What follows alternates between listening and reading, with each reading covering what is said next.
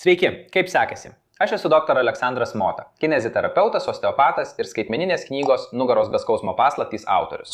Ir šiandien aš išmokysiu tave dviejų labai praktiškų pratimų, kurie padės sumažinti nusidėvėjimą, diskomfortą ir skausmą girnelėje. Sveiki atvykę į Sudiekelio skausme antra dalis – sugrįžimas.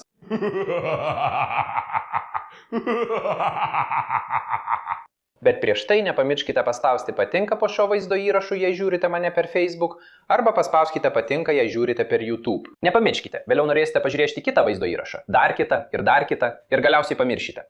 Pažymėkite dabar, kad nepamirštumėte, gerai? Neatidėliokite rytojui. Paskutinėme vaizdo įraše aš jums pasakojau apie labai gerą pratimą, kuris padeda pagerinti kojų kaulų, šlaunikaulio ir blauzdikaulio išsidėstymą, taip sumažinant girnelės patiriamą spaudimą, kuris prisideda prie nusidėvėjimo, prie girnelės chondromaliacijos. O šiandien aš jums parodysiu du pratimus, kurie padės pagerinti girnelės mechaniką, tai yra pagerins girnelės slydimą ir pagerins kremzlės mitybą. Ir tik primenu, kremzlė yra struktūra, kuri apsaugo daugumą mūsų sąnarių. Ji ne tik apsaugo, bet ir padeda judėti, tai yra ji padeda slysti tarp kaulų ir tarp sąnario struktūrų. Be to, kremzlė neturi nervinių galūnėlių, tai reiškia, kad jūs nejaučiate kremzlės. Taigi ji gali būti pažeidžiama, dėvėtis, irti, o jūs to nejaučiate. Kai pradėsite jausti diskomfortą, pradėsite jausti skausmą, tai reiškia, kad dėvėjimasis jau peržengia kremzlę ir pasiekia patį kaulą. Taigi tai yra įspėjimas. Jei jaučiate nedidelius traškesius, didesnius traškesius, smėlio pojūtį kelio sąnaryje, nelaukite. Nedelsdami kreipkitės į kineziterapeutą, gydytoją, pradėkite daryti šiuos pratimus, kad sustabdytumėte. Kad pristabdytumėte šį dėvėjimąsi. Be to, kremzlė taip pat neturi kraujagyslių.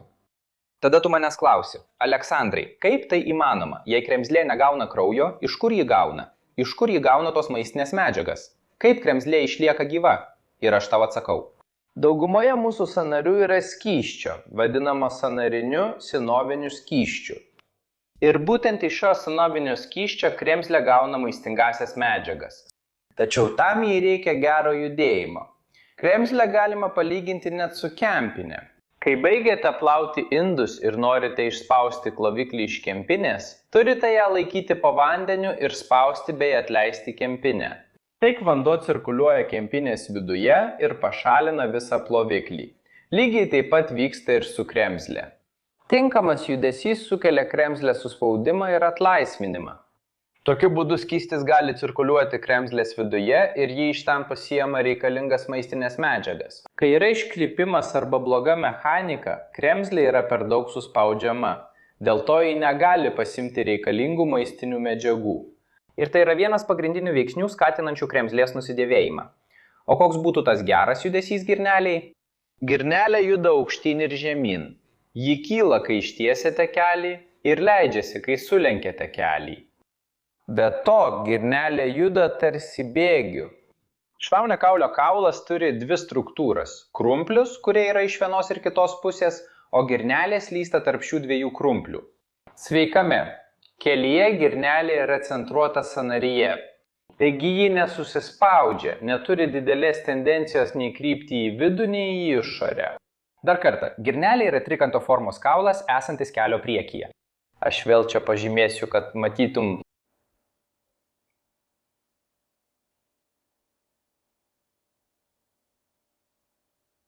Daugumo žmonių girnelė yra mažesnė, pas mane į didesnė, todėl ją lengviau parodyti. Pirmame pratime mes dirbsime su girnelės šoniniu ir vidiniu slydimu. Tam reikia ištiesti ir atpalaiduoti koją, galite ją padėti ant grindų, kaip aš darau čia, arba uždėti ant kitos kėdės kokio nors suoliuko ar stalo. Tai svarbu tam, kad pagerintume slydimą, pagerintume kremzlės mitybą tiek vienoje, tiek kitoje vagos pusėje. Naudosite suėmimą, kurį aš vadinu anties snapu, štai čia, išorinėje girnelės pusėje, tokiu kampu, ir padėsite girnelę judėti į vidų.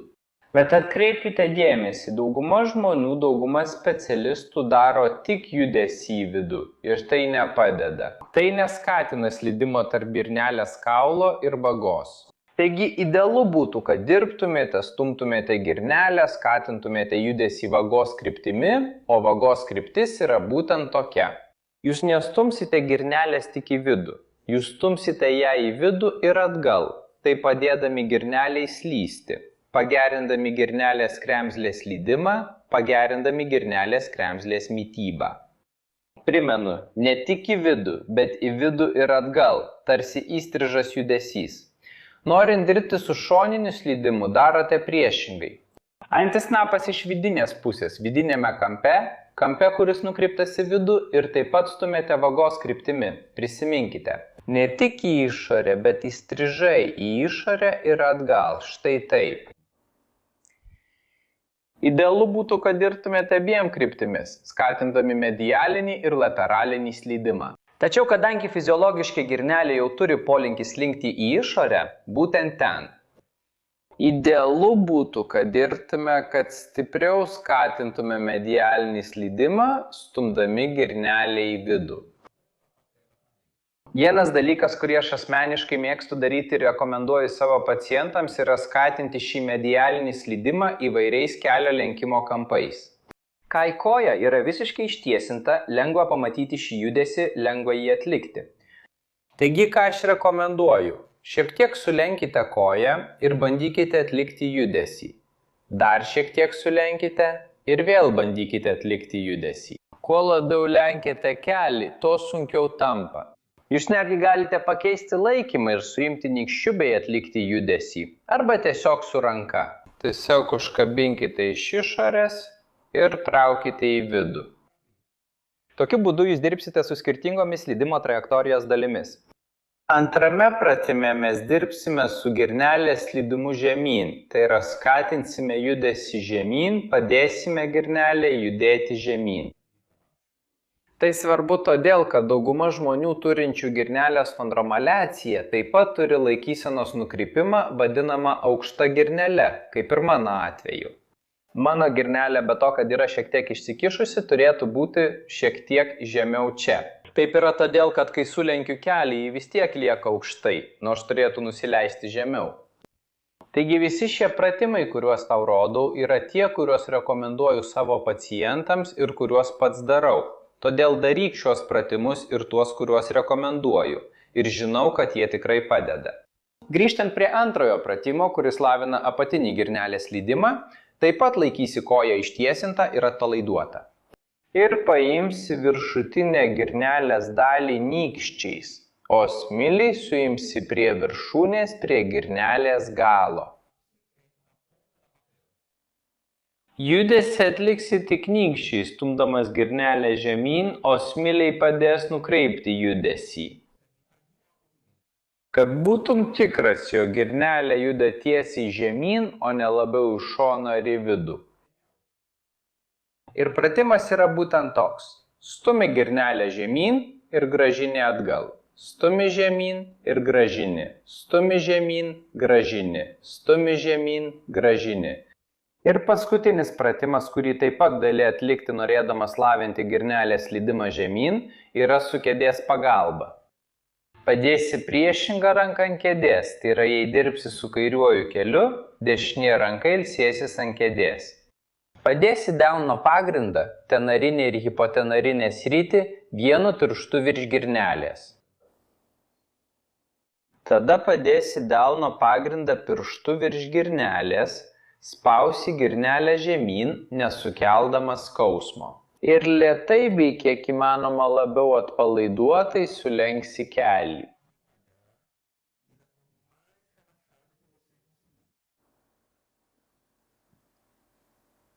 Dabar prisiminiau keletą klausimų, kurie kilo po ankstesnio vaizdo įrašo. Pirmiausia, nėra iš anksto nustatyto pakartojimų skaičiaus ar kartų per dieną, kiek galite ar turėtumėte atlikti šiuos pratimus. Sąnarių mobilizavimo pratimus reikia atlikti kiekvieną kartą, kai jaučiate poreikį atlaisvinti sąnarį. Aš tai rekomenduoju savo pacientams, nes tai yra būdas jiems vėl susisiekti su savo kūnu, pradėti vėl klausyti savo kūno. Aš padarysiu vaizdo įrašą, kuriame apie tai kalbėsiu išsamiau, bet man atrodo įdomu tai, kad dauguma žmonių, ir tai labai išaugo pastaraisiais metais, nesugeba sustoti ir paklausyti savo kūno. Žino, kad jaučia skausmą, bet nežino, kas pagerina, nežino, kas pablogina, nežino, kuri padėtis yra geriausia, nežino, ko kūnas prašo. Ir yra daug žmonių, kuriems labai sunku įsiklausyti į savo kūną ir vėl užmegzti su juo ryšį. O tiem žmonėms, kuriems sunkiau vėl susisiekti su savo kūnu, kuriems sunku pajusti šiuos pojūčius, šį užsiblokavimą, šį kelio judesio poreikį, aš rekomenduoju minimalią dozę. Atlikti šį pratimą kasdien nuo 30 sekundžių iki 1 minutės. Antras klausimas. Ar normalu jausti skausmą ar traškesį atliekant pratimą? Traškesys, jei tik nesukelia skausmo, yra labai dažnas, ypač kai pradedate daryti sąnarių mobilizacijos pratimus. Ir tas traškesys paprastai laikui bėgant sumažėja arba visai išnyksta. Jis atsiranda dėl netinkamos mechanikos. Kai gerinate mechaniką ir pagerinate sąnario slydimą, tie traškesiai mažėja. Jokių būdų neturėtumėte jausti skausmo atliekant pratimą. Jei atliekate pratimą ir jaučiate skausmą, pabandykite atlikti pratimą mažesnė amplitude. Naudokite mažiau jėgos, pabandykite šiek tiek pakeisti paėmimą.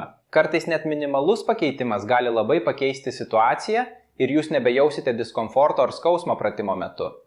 Ir paskutinis klausimas. Ar turėtumėte dirbti tik su ta koja, kurioje jaučiate disfunkciją ar skausmą, ar treniruoti abi kojas? Idealu būtų visada treniruoti abi pusės, visada abi kojas.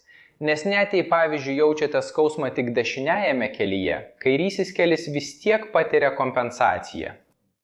Tai vyksta net pasąmonės lygyje. Jaučiate skausmą, diskomfortą ar kokią nors disfunkciją tam tikroje kūno vietoje ar sąnaryje, nesąmoningai stengiatės tausoti tą dietą ir galiausiai labiau apkraunate kitą pusę. Neretai pasitaiko, kad žmogus sako, skaudėjo vieną kelį, o dabar skausmas persinėtė į kitą. Arba skaudėjo vieną alkūnę, o dabar skauda kitą. Taip nutinka dėl kompensacijos. Taigi, jei turite kokią nors disfunkciją savo kūne, pavyzdžiui keliuose, geriausia būtų stiprinti kitą kelį, kad išvengtumėte kompensacijos ir kad jis nepradėtų skaudėti. Tikriausiai ateityje atsiras kokia nors disfunkcija. Ir atėjo laikas pasidalinti. Padarykime taip, kad šie vaizdo įrašai, šie patarimai galėtų padėti vis daugiau žmonių. Parodyk šį vaizdo įrašą savo šeimai, draugams, pasidalink savo socialiniuose tinkluose. Čia per Facebook, čia per YouTube, per WhatsApp, per Twitter. Ir aš turiu tau paskutinį klausimą. Noriu sužinoti, ką norėtum pamatyti kitose vaizdo įrašuose. Palik čia apačioje komentaruose kokį nors klausimą, abejonių ar pasiūlymą apie temą, kurią norėtum pamatyti susijusią su gyvenimo kokybe. Kaip manai, ko tau trūksta, kad turėtum geresnę gyvenimo kokybę? Nepamiršk palikti komentarą čia apačioje. Man labai svarbu žinoti, kaip galėčiau tau geriausiai padėti. Šiandien tiek. Stipriai apkabinu ir iki kito vaizdo įrašo. Bet prieš pradėdamas vaizdo įrašą nepamiršk paspausti patinka, jei žiūri mane per Facebook, arba paspausti patinka čia, jei žiūri mane per YouTube. Ir taip pat yra su kremzlė. Labas, šuniuk.